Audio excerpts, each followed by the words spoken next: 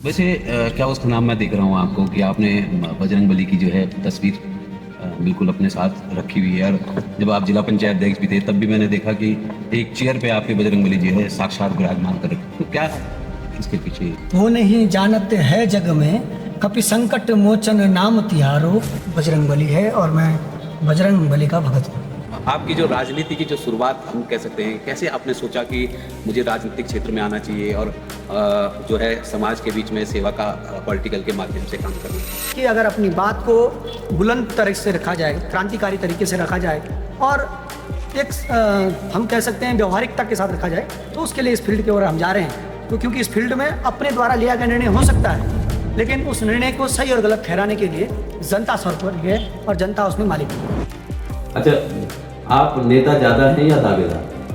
अब लगा लो, मैं जब मैं 1.5 साल में दावेदार से नेता बन गया तो अब तुम्हें बहुत दिन हो गया, तो आप समझ सकते हो और जनता भी जानती है कि अगर कोई पक्का चुनाव लड़ रहा है तो दीपक मेरा। मेरा ये मानना है कि यमुनोत्री विधानसभा की आवाम ने मुझे तब भी भरपूर प्यार और आशीर्वाद दिया है, और क्योंकि महज 1.5 साल की तैयारी में लोगों ने जितना जनमत मुझे दिया है, मैं उसके लिए समस्त विधानसभा क्षेत्र के नागरिकों का, मुस्लिमों का आभार प्रकट करता हूँ।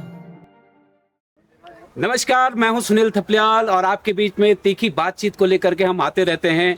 और जिस तरह से हम क्योंकि 2027 विधानसभा चुनाव है और उत्तराखंड के हर विधानसभा में जो तैयारियां हैं वो पूरी जोरों पे हैं, और जो प्रत्याशी हैं वो अपने अपने दावों के साथ जो है जनता के बीच में पहुंचना उनका शुरू हो चुका है। और आज हम उत्तरकाशी के पूर्व जिला पंचायत अध्यक्ष रहे दीपक बिजलवाण जी के साथ हैं और उनसे हम जानेंगे कि दीपक जी, आपका जो है तीखी बातचीत में स्वागत है।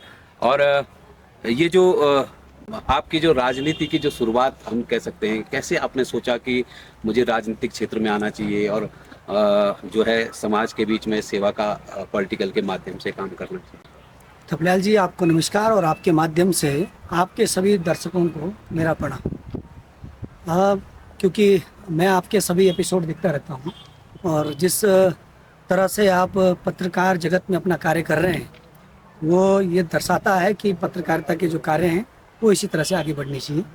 और जिस क्रम में आप आज मेरा ये इंट्रोड्यूस करवा रहे हैं कि राजनीतिक क्षेत्र में हम क्यों हैं, मेरा ये मानना है कि आज हमारे जो डॉक्टर भीमराव अंबेडकर जी के द्वारा निर्मित संविधान है, वह संविधान हमको ये दर्शाता है कि हमें सामाजिक गतिविधियों को, आर्थिक गतिविधियों को या अन्य समसामयिक विषय जो हैं उन पर अगर बात करनी है तो आप उसमें अपनी राजनीतिक क्षेत्र में भी आप अपने आप को अग्रसर कर सकते हैं। और मैं छात्र जीवन से राजनीति में पदार्पण हुआ है और उसकी वजह बहुत खास नहीं है, क्योंकि मैं इतना जानता था कि जो मेरे इर्द गिर्द का एटमॉस्फेयर था वो राजनीतिक तौर पर था। क्योंकि मेरे स्वर्गीय पिताजी जो कि आंदोलनकारी के पृष्ठभूमि पर उन्होंने अपनी सामाजिक सेवाओं को दिया है, वे राज्य आंदोलनकारी रहे हैं। और मेरा ये गौरव है कि मैं स्वर्गीय द्वारिका प्रसाद बिजलवान जो कि उत्तराखंड के राज्य आंदोलनकारी हैं उनका पुत्र हूँ। और उनकी जो सामाजिक चेतनाएं थी और आंदोलन के रूप में जो वे अपने आप को उन्होंने समाज में जगाया है, वे सभी मेरे लिए एक सीख थी। और उन्हीं की प्रेरणा से मुझे ये लगा कि अगर अपनी बात को बुलंद तरह से रखा जाए, क्रांतिकारी तरीके से रखा जाए और एक हम कह सकते हैं व्यवहारिकता के साथ रखा जाए, तो उसके लिए इस फील्ड की ओर हम जा रहे हैं। तो क्योंकि इस फील्ड में अपने द्वारा लिया गया निर्णय हो सकता है, लेकिन उस निर्णय को सही और गलत ठहराने के लिए जनता सर्वोपरि है और जनता उसमें मालिक है। अच्छा, जैसे मैं देखता हूँ कि पॉलिटिकल के साथ साथ आपको ऐसी क्या चीज़ पसंद है, मतलब अपनी लाइफ में? क्योंकि देखो, पॉलिटिकल अपनी जगह है, राजनीति अपनी जगह है, ऐसी क्या चीज़ है जो आपको बहुत ज़्यादा पसंद रहती है? मुझे ये लगता है कि हम लोग अपने सभी लोगों से मेरा निवेदन रहता है कि भाई, पसंद और नापसंद वाली ज़िंदगी से हटकर लाइफ में गोल सेटअप होनी चाहिए, गोल सेट किए जाने चाहिए। मुझे गोल सेट करने पसंद है, मतलब हमें टास्क को प्राप्त करना, टास्क को जीतना, टास्क बनाने और उन टास्कों से खेलना, ये पसंद है। क्योंकि मैं उन वालों में से नहीं हूँ कि मैं कह दूँगा कि मुझे मेले जाने पसंद हैं या ये चीज़ें पसंद है। मुझे लगता है टास्क बनने चाहिए, जो भी चीज़ें हैं लाइफ में उसको करते हैं, क्योंकि ज़िंदगी मिली है और इस ज़िंदगी नहीं, को राजनीति में कुछ बेहतर टास्क तो ठीक है, लेकिन व्यक्तिगत अगर जीवन की बात करूँ, क्या ज्यादा पसंद करते हैं भाई। आप? हाँ, अगर उस तरह से व्यक्तिगत तौर पर है तो मुझे गाने सुनने पसंद है। अच्छा, तो ऐसे कौन से गीत हैं जिनको आप कभी कभी अकेले में गुनगुनाते हैं? गाता नहीं हूँ लेकिन सुनना पसंद है। और मुझे लगता है कि जो हमारे अ, गढ़ रत्न हैं नरेंद्र सिंह नेगी जी, उनके गाने और आज का जो पैटर्न है, आज के पैटर्न में जो आज चल रहा है, वो सभी गाने, वो संगीत का अपना एक आनंद है और संगीत को सुनना चाहिए। जब कभी आप बहुत तेज स्ट्रेस में हो और आप संगीत को सुनोगे तो आप उससे अच्छा आपको महसूस होगा। तो ये तो एक लाइफ में, मतलब ये तो सामान्य, तो मुझे लगता है कि मैक्सिमम लोगों को ये सब पसंद है। पसंद। वैसे क्या उसका नाम, मैं देख रहा हूँ आपको कि आपने बजरंग बली की जो है तस्वीर बिल्कुल अपने साथ रखी हुई है। और जब आप जिला पंचायत अध्यक्ष भी थे तब भी मैंने देखा कि एक चेयर पे आपके बजरंग बली जी है साक्षात विराजमान कर रखे। तो क्या इसके पीछे? मैं ये मानता हूँ थपलियाल जी कि बजरंग बली को इस पूरे विश्व में माना जाता है। और मैं ये मानता हूँ व्यक्तिगत तौर पे कि वो नहीं जानते है जग में, कपि संकट मोचन नाम तिहारो, कौन सु संकट मोर गरीब को, जो तुमसे नहीं जाते हो टारो, बेकी हरो हनुमान महाप्रभु, जो कछु संकट होई हमारो। बजरंग बली की महिमा अपरंपार है। उसमें आप ये मान सकते हैं कि ये पूरी सृष्टि और इस सृष्टि का भार, इसको लगातार संचरण शक्ति देने वाला बजरंग बली है और मैं बजरंग बली का भगत हूँ। बहुत बढ़िया। जैसे एक चीज पूछ रहा था, आपके परिवार में कौन कौन लोग हैं और कितने आपके बच्चे हैं, क्या क्या अभी कर रहे हैं? क्योंकि देखो राजनीति में हो सकता है कि आप कभी कभी लगता होगा कि बच्चों को टाइम नहीं दे रहे हैं, कई शिकायतें होती भी है ऐसी। नहीं, मैं मानता हूँ कि मेरे माता जी हैं और धर्मपत्नी जी हैं और मेरे 2 बच्चे हैं, मेरा छोटा भाई है, उनका परिवार है। और जैसे हमारी गांव की गृहस्थ होती है उसी तरह की गृहस्थी हमारी है और एक सामान्य परिवार है। और टाइम ना देने वाली बात कुछ है नहीं। अब फील्ड तो हमने अपनी चॉइस का है, तो हम इसमें शिकायत कैसे कर सकते हैं? शिकायत का कोई मतलब नहीं है। हमारा तो ये है कि जब अपनी चॉइस से कोई चीज़ चूज करी है तो फिर शिकायत तो नहीं रहनी चाहिए। परिवार भी इन सब चीज़ों को एडजस्ट करता है और हमें भी करना है। तो कभी महसूस नहीं होता आपको कि बच्चों को भी, मतलब देखो समाज में आप जन सेवा में जुटे हैं, लोगों के काम में जुटे हैं, तो जो है तो उसमें टाइम देना भी पड़ता है कभी कभी? नहीं, टाइम देते हैं। अब जितना समय पब्लिक के लिए है पब्लिक का है, परिवार के लिए है परिवार के लिए। अब इतना तो एडजस्ट करना ही होगा, क्योंकि ये हमने स्वयं से चूज किया। जैसे आपने पत्रकारिता को आपका अपना पैशन था कि मुझे पत्रकारिता चूज करना है, ऐसे हमें करना है। तो इसमें हम अब इन बातों को आधार बनाकर हम पब्लिक, क्योंकि हमारे द्वारा बोला गया कि एक वक्तव्य जनता के बीच में है और जनता उन सब चीज़ों को जजमेंट करती है। मेरा व्यक्तिगत मानना यह है कि हम लोगों को देखकर अन्य लोग भी इस बात की प्रेरणा भी लेते हैं। मेरा मानना है कि परिवार को भी समय दिया जाना चाहिए और जनता को भी समय दिया जाना चाहिए। जितना हमसे हो पाता है हम उतना एडजस्ट करते हैं। अच्छा, जैसे मानो कभी आपको ऐसा महसूस नहीं हुआ कि जैसे कई लोग बड़ी उम्मीद लगा के रखते हैं, काफ़ी उम्मीद लोगों को रहती है, और उम्मीद पे कभी कभी ऐसा कोई वाक्य आपके भी जीवन में हुआ कि बहुत बड़ा कोई क्रिटिकल मामला आपके सामने आया हो, पारिवारिक हो या सामाजिक? नहीं, क्रिटिकल मामला मतलब किसी की मदद को लेकर के? मुझे ऐसा लगता है कि हमें जब से मैं छात्र राजनीति से इस ओर आया हूँ, तो क्योंकि मेरे स्वर्गीय पिताजी का जो एक उनका जो चरित्र रहा है लोगों के बीच में, वो बड़े उदार व्यक्ति रहे हैं, बड़े दयालु व्यक्ति रहे हैं। तो संस्कारों का एक रहता ही है कि संस्कारों के हिसाब से आदमी चलता है। तो मुझे भी उनके जब भी कभी ऐसी कोई कंडीशन आती हैं कि भैया कहीं पर कोई किसी गरीब के साथ मदद से निभना है या कार्य करने हैं, तो उन सब चीज़ों में कई बार होता है कि हमारे पास चाहते हुए भी कि यार हम इनकी मदद करना चाह रहे थे, उतनी मदद नहीं कर पा रहे हैं जितनी करनी चाहिए। उस समय बड़ा मन में बड़ा वो रहता है कि क्यों नहीं कर पा रहे हैं। तो प्रभु से हम ये मांगते हैं कि हमें इतनी शक्ति दे कि हम इन सब चीज़ों में लोगों के लिए खड़े रह पाएँ, अव्वल रह पाएँ और उनके साथ निभा पाएँ। अच्छा, कभी आपको छात्र राजनीति से और जिला पंचायत अध्यक्ष के बीच आप जैसे कार्यकाल रहा है, कभी ऐसा वाक्य रहा कि सेवा करते करते, चाहे परिवार का मामला हो, व्यक्तिगत या कोई सामाजिक किसी व्यक्ति का, जिसमें आप जो है कभी आपने लगा हो कि यार कैसे मदद होनी थी? देखिए, मेरा ये मानना है कि इस तरह के वाक्य आते हैं क्योंकि हमने ये माना है कि जो ये पद है ये जन सेवा के लिए है, और जन सेवा का मतलब ये है कि जिनकी पहुंच एक लेवल तक नहीं पहुंच पाती है उनके लिए सीधे तौर पर उनके लिए मदद के लिए उनके लिए एकदम आगे आना इस तरह की है। तो कई बार क्या होता है कि हमारे पास इस तरह के वाक्य जैसे कहीं अग्निकांड हो गया है, कहीं कोई बीमार है हॉस्पिटल में, वो विषम परिस्थिति में फंस रखा है, आर्थिक तंगी है, उन समय हमें लगता है कि हमको जितनी मदद होनी चाहिए उतनी नहीं हो पाती है, उससे अधिक मदद होनी चाहिए।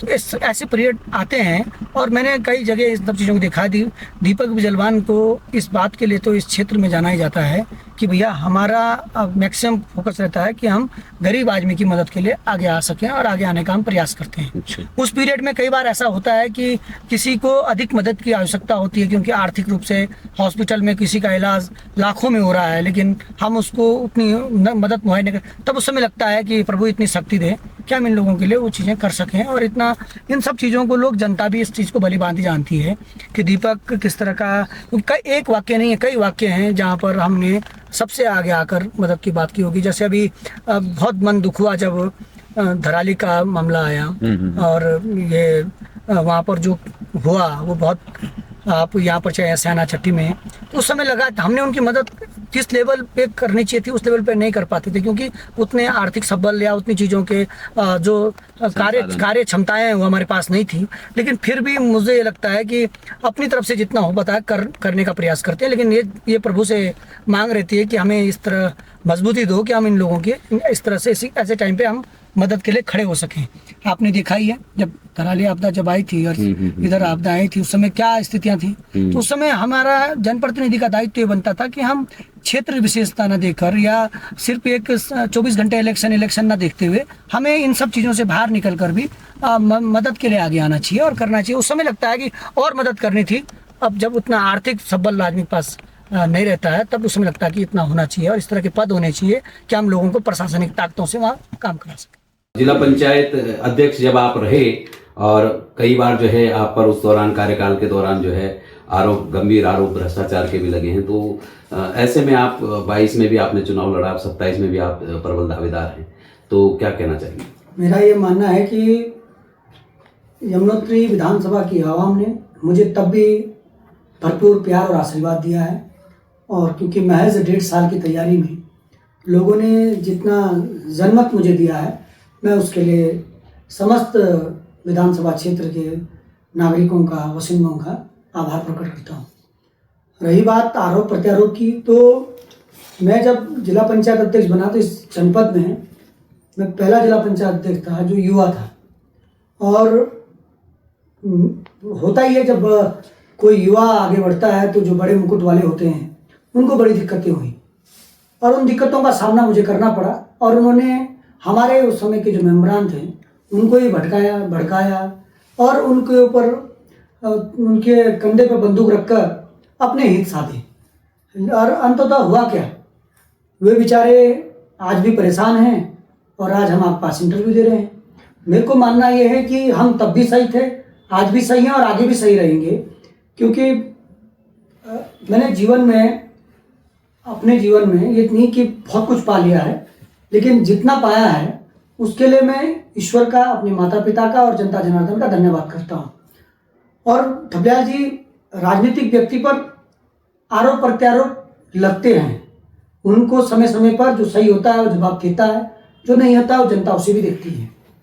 क्योंकि हमारे देश के यशस्वी प्रधानमंत्री जी जब वे गुजरात के मुख्यमंत्री हुआ करते थे तब विपक्ष की सरकारें उन्हें वहाँ परेशान करती थी और तमाम आरोपों के बीच उन्होंने अपने कार्यकाल को निकाला। आज इस देश के प्रधानमंत्री हैं।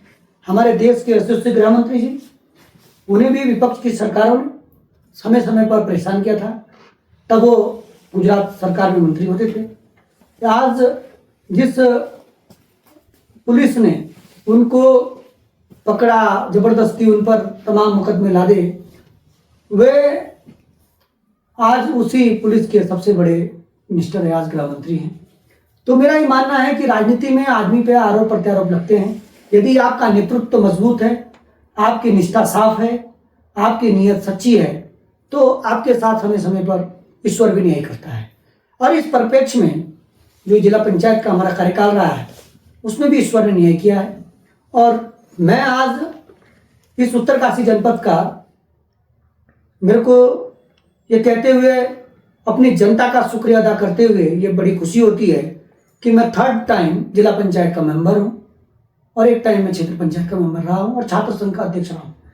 तो किसी के आरोप लगाने से जनता अपना मन नहीं बदलती है और ये परिणाम है जिन लोगों ने मेरे पे आरोप प्रत्यारोप की धाराएं बहाई थी, जनता के चुनाव में वही लोग मेरे से पटकनी खाए थे। मैं आज फिर से कह रहा हूं कि हमें अपने बारे में ज़्यादा सफाई या ज़्यादा क्लियरेंस देने की आवश्यकता नहीं, वो जनता देती है। आज मैं ये कह सकता हूं कि मैं यमुनोत्री की आवाम को मैं देख रहा हूं और आप भी महसूस कर रहे होंगे कि आज यमुनोत्री विधानसभा के गांव-गांव में एक लहर बन चुकी है कि हमारा अगला विधायक दीपक बिजलवान है। क्योंकि जनता ने ये देखा है कि दीपक का इन्होंने बहुत अपमानित किया है, विरोधियों ने हमेशा अपमानित करने का काम किया है। और मेरा ये मानना है कि आपके साथ षड्यंत्र किया गया अपमान या कूट रचना से बनाया गया अपमान में आपको सिर्फ धैर्य की परीक्षा देनी है। अगर आप उस समय धैर्यशील रहे हैं तो आप सम्मान के असली मजबूत हकदार बनते हैं। और ये आने वाले दिनों में यमुनोत्री विधानसभा करने जा रही है और आज सबको, हम सबको ये समय समय पर ये सब पता चलेगा, क्योंकि जनता सब जानती है कि दीपक बिजलवान को जब चुनाव आते हैं तब विरोधी उनको बदनाम करने के नाना प्रकार के षड्यंत्र बनाते हैं। मान सकते हैं आपकी एसआईटी ने भी क्लीन चिट दी है और बड़ा उत्साह भी आप पे नजर आ रहा है कि 2027। मेरा कहना है कि जब मैं चुनाव लड़ता हूं तभी सारे विरोधी सक्रिय होते हैं, तभी वो जिला पंचायत से कागज लाते हैं, तभी वो उठपटांग चीजें ढूंढते हैं, तभी वो अनशन बातें फैलाते हैं। जब चुनाव खत्म हो जाते हैं तो उनका घोंपूगिरी भी बंद हो जाती है। तो मेरा उनसे भी कुछ नहीं है, कोई नाराजगी नहीं है। वो सब भी मेरे अपने हैं, वो मेरे बड़े हैं। कोई विरोधी राजनीतिक विरोधी हैं, वो अपनी जीत को हासिल करने के लिए मुझे बदनाम करने की सारी साजिशें रचेंगे। लेकिन फिर भी है तो अपने राज साजिशें भी करेंगे तो एक दिन सोचेंगे कि हम कितनी साजिशें करें। सारी साजिशें एक दिन धीरे धीरे ही सही पस्त होती हैं। और मैं 2022 के चुनाव में आप दूसरे नंबर पे रहे थे उस टाइम, और लेकिन सवाल यह है कि जनता 2022 में नहीं जिता पाई, तो क्या वही जनता 2027 में जिताएगी? देखो, जनता ने जितना दिया मैं उसका आभार प्रकट कर रहा हूँ भाई। 1.5 साल में इतना मिल गया, थपलियाल जी बहुत है। मैं कोई ऐसा कैंडिडेट नहीं था कि मुझे 500 वोट पड़े या 1000 वोट पड़ गया और मैं खड़ा हो गया। मैं अच्छा लड़ा और मुझे लड़ाया जनता ने। और 1.5 साल में क्या क्या आरोप, क्या क्या प्रत्यारोप, अंध संघ गवर्नमेंट, जो मन में आया वो बोला लोगों ने। और लोगों किसने, जो हमारे विरोधी थे उन्होंने फैलाया। भोली वाली जनता उसमें समझ पाई। पहले 1.5 साल में मुझे अपना परिचय देना था, गाँव में भी जाना था, गाँव से परिचय देना था, तो इन लोगों ने फैलाया। लेकिन जनता ये जानती है कि अगर आज जिला पंचायत उस समय हमने गाँव पहुंचाई और जो हो सकता था अपने यमुनोत्री विधानसभा के विभिन्न कोनों में हमने करने का काम किया। यमुनोत्री के जब मैं गाँव घूमता हूँ तो जनता उस बात को बोलती है, ठीक है मेरे कामों का मजाक उड़ा लेंगे, जो बोलना विरोधियों का काम है। वो बोलते थे यार तुम मंदिरों के लिए पैसे देते हो, ये कोई विकास है? अरे यार तुम तो शादी विवाह में बर्तन देते हो, कोई विकास है? तुम गरीब की मदद कर देते हो, कोई विकास है? ये तो हॉस्पिटल में पैसा दे दो। मेरा ये मानना है कि भाई सड़क बनना, बिजली लाना, ये सतत विकास प्रक्रिया है। सड़क आ रही है PMGSY के माध्यम से, प्रधानमंत्री ग्राम सड़क योजना आ रही है, आपकी सुरंग बन रही है, आपके बड़े बड़े कॉलेजेस बन रहे हैं। ये सतत विकास प्रक्रिया है। अगर कोई जनप्रतिनिधि ईश्वर वो अपने दायरे को समझते ईश्वर कार्य करता है तो करना चाहिए।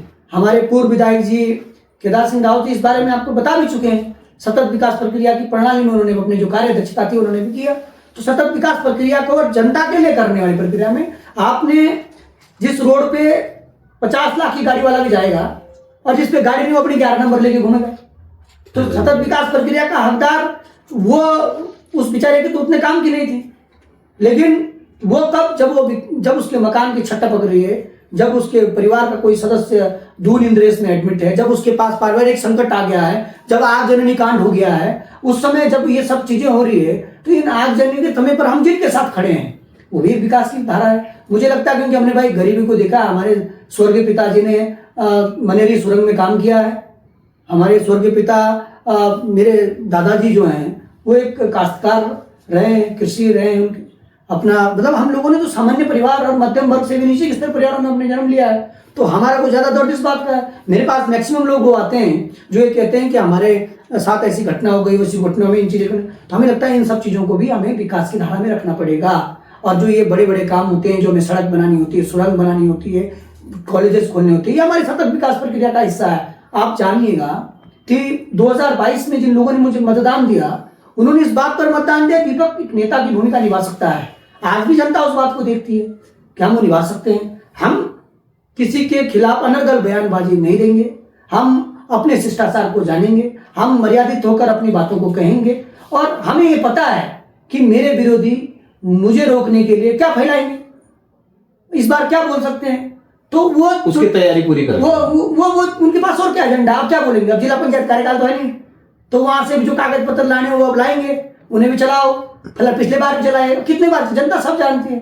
यदि हम खराब आदमी होते, हमने गलत किया होता, तो हम तुम्हें इंटरव्यू दे रहे होते भाई साहब, नहीं दे रहे होते ना। या आज आप बताइए कि अगर हमारे अंदर इतनी सारी बाधाएं थी, तो आज हम यहाँ पर जहाँ उपस्थित है और जनता के बीच में जो हमें प्यार और सम्मान नहीं मिल रहा होता। जनता जानती है कि दीपक ने जो गांव के लोगों ने कहा, जो गांव के जनमानस के बीच में बात आई, वो किया। और जनता स्वाभिमानी है जनता, और जनता इस बात को भी देख रही है कि मेरे प्रति एक सहानुभूति भी है जनता की। मैंने कहा ना आपको, अभी आपने मेरे से पूछा कि भैया आपको क्या पसंद है, तो मैंने कहा मुझे सिंगिंग पसंद है, गाना पसंद है। और किसका नाम लिया आपने, गढ़ रतन नरेंद्र सिंह नेगी, उनका एक गाना है। और आज मैं आपके माध्यम से भी कहना चाहता हूँ कि कु ढूंढू ना पूछी मैंने, अब कई डांडू ना गई। तो आज जनता नहीं जान रही कि दीपक बिजलवान हर तरीके की जो प्लेटफॉर्म हमने इसको बताया, उन सब प्लेटफॉर्म पे ये व्यक्ति खड़ा रहा।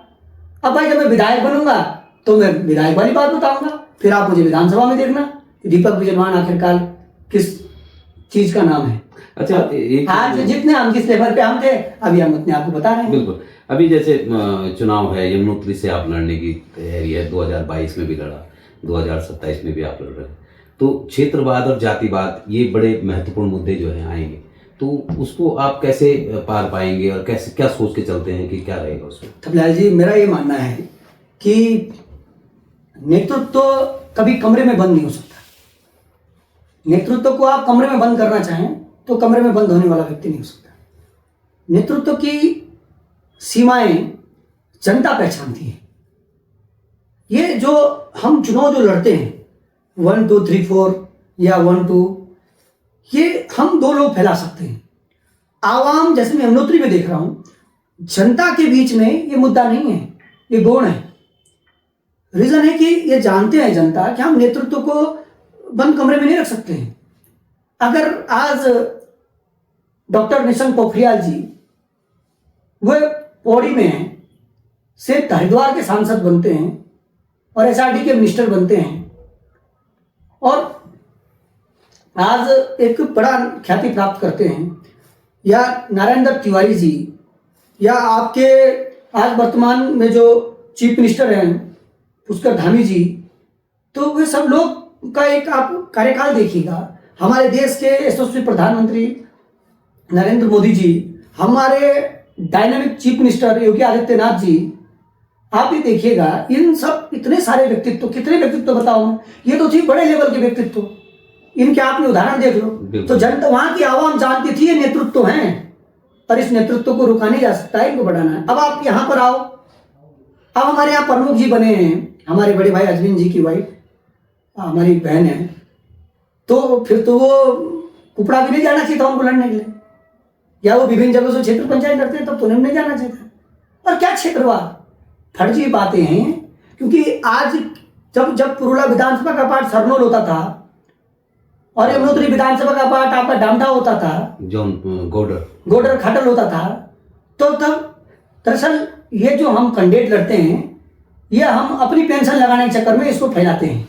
जनता को इन बातों से मतलब नहीं है। जनता को तो पता है कि दीपक बिजलवान को हमने जब काम के लिए बोला, जहां पर बोला, उस बेचारे से जितना हुआ उसने उतना किया। अब मैंने आपको गाना सुना दिया कि कोई ढूंढू ना पूछिए और कोई डांडर ना गई, तो ये कोई एक दिन के लिए, तो मैं एक दिन, देखो मुझे 1.5 साल में जितना मिला वो मेरी अपेक्षाओं से अधिक था, मैं उसके लिए शुक्रगुजार हूं। और अब जो हमने इन 7-8 सालों में यहाँ कंटिन्यूटी जो लोगों के बीच में हमें मिल रहा है वो आपको 2027 का परिणाम बताएगा। कोई 1-2 दिन से आप मानते हैं कि क्षेत्रवाद गौण रहेगा, ये जो फैलाएंगे तो कुछ असर नहीं होगा। क्षेत्रवाद किस लेवल पे है, क्योंकि क्षेत्रवाद जो नेता काम कर रहा है उस नेता ने आपके हर सुख दुख के साथ खड़ा रहा है। हमारे सुख दुख की जितनी घटनाएं हैं उन सब में दीपक बिजलवान की सहभागिता रही है। आज ठीक है कि कोई किसी के नारे लगा देंगे, कोई किसी की बातें बोल देंगे, हो सकता है, लेकिन आंतरिक रूप से जब परिवारों में जाओगे उनके तो बोलते हैं भाई जब सेना चटे क्या दाए दीपक किया है, चाहे 54 निधि चाहे 8 निधि आया तो आगजनी कांड हुआ उधर ही जब, तो सबसे पहले दीपक बिजलवान ने ही सहयोग की बात करी। या हमारे जब अभी चाहे वो 10 की पट्टी हो, 20 पट्टी हो, दिचली हो, गमरी हो, भंडारचू हो, नगर पालिका चिन्ह हो, आपके भरपूर क्षेत्र हो, इन तमाम स्थानों पर जहां भी धार्मिक अनुष्ठानों की बात आई हो, सनातनी संस्कृति की पूर्वधारा को मजबूत करने की बात आई हो, तो दीपक बिजलवान को जब पंचायतों ने याद किया, दीपक बिजलवान उनके साथ उस तरीके से निभे। तो जब तक देवताओं कार्यक्रम निपटानो, आड़ी खाती बाती पूजानी, हमारा रीति रिवाज निभाना, क्यों माँ सब माँ दीपक ठिकाना, सब चीज निभाना। तो ये क्षेत्रवाद कौन फैलाएंगे? ये क्षेत्रवाद जो फैलाएंगे वो जो लड़ते हैं वो अपना मुकुट ना गिर जाए इस चक्कर में फैलाओ और इसको दूर दूर का घोषित कर दो। मैं अपना गौरव मानता हूं कि मैं जनपद उत्तरकाशी का नागरिक हूं। मैं अपना गौरव मानता हूं कि मेरी माताजी इसी विधानसभा के 9 विकास खंड से हैं। मैं गौरव मानता हूं मेरी दोनों बहनें भी इसी विधानसभा में हैं। पर मैं इन बातों पे वोट नहीं मांगता। मैं अगर मेरे अंदर अगर जनता नेतृत्व की क्षमता दिखती है तो आइए मुझे वोट दीजिए, और नहीं है तो दूसरे को दीजिए। मतलब मैं उस टाइप की टुटपुंजी बातें नहीं करूंगा कि मैं ये हूं और वो है। मैं किसी की आलोचना करने के लिए नहीं बैठा हूं।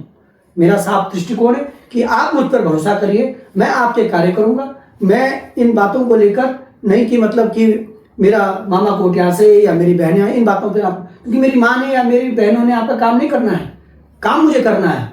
जनप्रतिनिधि आपने मुझे बनाना है, नेता आपने मुझे तय करना है, तो मैं आपके साथ निभाऊंगा। यदि आपको लगता है, यमुनोत्री विधानसभा के आवाम को लगता है वो चुनने जा रही है, और यही खौफ है जो अब खतरनाक होता जा रहा है, क्योंकि अभी कुछ और फैलाने के लिए है नहीं, तो ये वाला थोड़ा फैलाएंगे। इस फैलाने का जवाब जनता दे रही है, और जब रिजल्ट आएगा तो परिणाम दिखेगा।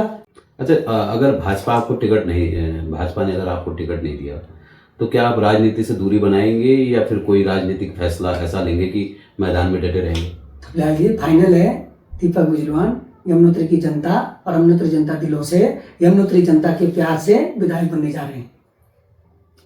अच्छा, आप नेता ज्यादा हैं या दावेदार? अब लगा लो, मैं जब मैं 1.5 साल में दावेदार से नेता बन गया तो अब तो मैं बहुत दिन हो गया, तो आप समझ सकते हैं और जनता भी जानती है कि अगर कोई पक्का चुनाव लड़ रहा है तो दीपक बिजलवान है। अच्छा, आपकी जीत दर्ज करने के बाद विकास का खाका कैसे तैयार करेंगे यहाँ पर? बस जनता के साथ मिलकर तैयार करेंगे। अब मैं यहाँ बैठ के थोड़ी बता दूंगा कि मैं यहाँ पर मेट्रो ले आऊंगा, जो जिस क्षेत्र की समस्या है उस पर बात करेंगे। मैं तो देखता हूँ कई बच्चे पैदल आते हैं स्कूलों से, हम व्यवस्था करें कि बच्चों के लिए कोई व्यवस्था वहाँ बनाई जाए कि उनको वाहन की दिक्कत ना हो, वो जाएं। हम बच्चों, गरीब बच्चे जो जाते हैं, स्कूल ड्रेस की बात हो उस तरह भी बात, छोटी छोटी जरूरतों पे बात करेंगे। हम छोटी बातों को बड़ा विकास बताएंगे। जैसे हमें गरीब की मकान टूटा, गरीब की छान जली, हमें वो ठीक करना है। हमें उनकी छोटी छोटी जरूरत, अब मैं यहाँ आके शालक में और शालना में जाके भाषण देने लग जाऊंगा, मैं तुम्हारे गाँव में मेट्रो दिखा दूंगा, यहाँ पर मैं फलाने मंत्री कैबिनेट को लाऊंगा, तो उनके काम की तो बात ही नहीं हो। या मैं दिचली कमरे में जाके वहाँ जो प्रॉब्लम है हम उस पर विकास की बात धारा रखेंगे। मतलब मूलभूत सुविधाओं के हम, हाँ, मूल तो जाएंगे। अब खनेडा की सड़क नहीं है तो हम खनेडा वालों को जाके बोल देंगे कि देखिए अगले बार मैं चौपर से आऊंगा, जैसे बोलेंगे, कोई मतलब नहीं है ना। हम उनसे उनकी मूल बात करेंगे, तो उनके मुद्दों पर बात करेंगे। और आज बहुत सारे मुद्दे हैं यमुनोत्री में, तो वैसे ही विकास का अभाव है और यहाँ पर तो काम करने की बहुत ज़्यादा जरूरत है, और दमदार तरीके से कार्य करेंगे और जनता के सानिध्य में रहकर कार्य करेंगे। और ऐसा नहीं है कि मैं, जो मेरे अभी वर्तमान विधायक हैं या जो पूर्व के विधायक हैं, मैं उनकी आलोचना करने बैठ जाऊंगा, वो नहीं होगा। अच्छा, हम एक सकारात्मक रोड मैप के साथ यमुनोत्री को आगे बढ़ाएं। अच्छा, एक लास्ट क्वेश्चन, राजनीति में आने वाले नए युवाओं को आप क्या संदेश देना चाहेंगे? क्योंकि यूथ आपको आइकॉन भी मानता है, जो मैं सुनता हूँ और देखता हूँ, तो उनको क्या संदेश है? देखो, मेरा तो ये मानना है, अपने सभी युवा साथियों से, ना किसी के अभाव में, ना किसी के प्रभाव में, बस जीते चलो अपने स्वभाव में, नो चेंज। हमने अगर अपने मोरल को, अपने अंदर के सेल्फ को मार दिया तो हम कुछ नहीं है। जिंदगी में तनाव आएंगे, जिंदगी में चुनाव आएंगे, जिंदगी में सब कुछ होगा, लेकिन जो हमारा अपना स्वभाव है इसे बदलने ना देना, और अपनी इतनी हिम्मत किसी को भी मत देना कि उसे बदलने की कोई ताकत रखे। ना कि है क्या जिंदगी में, जाना तो सुनील भाई आपको भी है और मुझको भी है, सबको जाना है, तो जाना सबको है। तो फिर मूल बात ध्यान रहे कि जो हमारे स्वभाव है, हमारे संस्कार हैं, वो बने रहें और हम आगे बढ़ेंगे। बिल्कुल, आप अभी तक सुन रहे थे पूर्व जिला पंचायत अध्यक्ष दीपक बिजनौर जी, जो प्रबल दावेदार हैं यमुनोत्री विधानसभा में 2027 के इस चुनाव में। और उनकी बातों को और इस तरह के जो मुद्दे हैं, तीखी बातचीत के साथ हम आपके बीच आते रहेंगे। ये तो भविष्य के गर्भ में है कि 2027 में विधानसभा यमुनोत्री में कौन फतेह हासिल करता है, लेकिन जिस तरह से प्रबल दावेदारी और बड़े उत्साह के साथ और युवाओं को साथ लेके चलने वाली बात करने के साथ, ये तो यमुनोत्री की जनता को तय करना है कि ये ताज किसके सर चढ़ता है। लेकिन हम जरूर चाहेंगे कि जो हमारा ये चैनल है इसको आप सब्सक्राइब, लाइक और शेयर करें, और इस तरह की जो तीखी बातें हैं और प्रतिनिधियों के बीच हम आपके बीच आते रहेंगे।